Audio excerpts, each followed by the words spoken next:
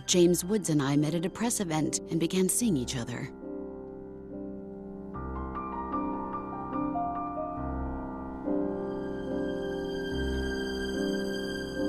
We both valued our privacy, however, so we agreed to keep it a secret from the media.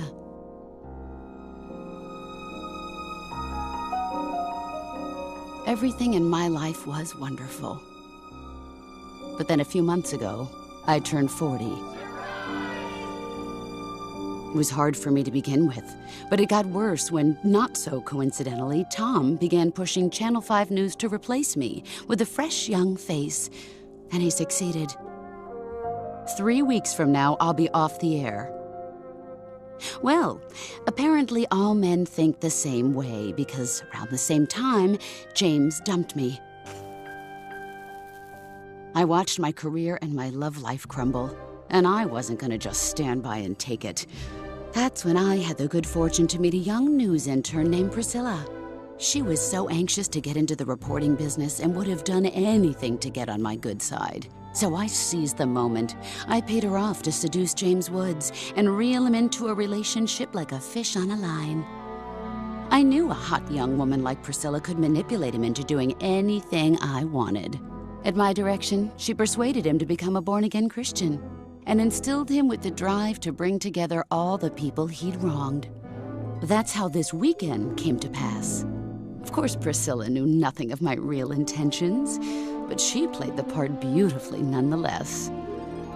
There's no way she could have known I planned to kill James Woods and frame Tom Tucker, thereby destroying the two people who cast me aside and ruined my life. Oh my God! You're 40?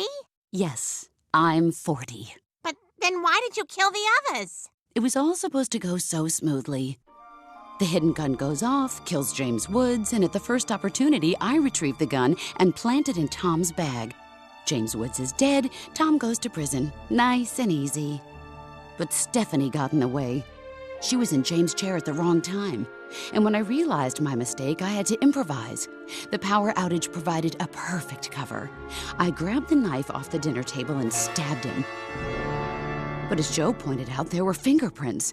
I couldn't just leave it there. So when Tom and I got separated in the gallery, I went back into the dining room and got the knife. But at that moment, Priscilla regained consciousness after fainting. She started to become hysterical. I knew I couldn't risk her revealing that I'd engineered this whole gathering, so I killed her, and I hid her in Tom's room. I tried to plant the knife in Tom's suitcase, but at that moment, Muriel walked in and caught me in the act. It wasn't her fault, poor thing, but she had to die. I stabbed her, and she screamed. I had to leave the knife in her because I couldn't very well hide it on my person with everyone quickly closing in. So I wiped off the fingerprints and ran.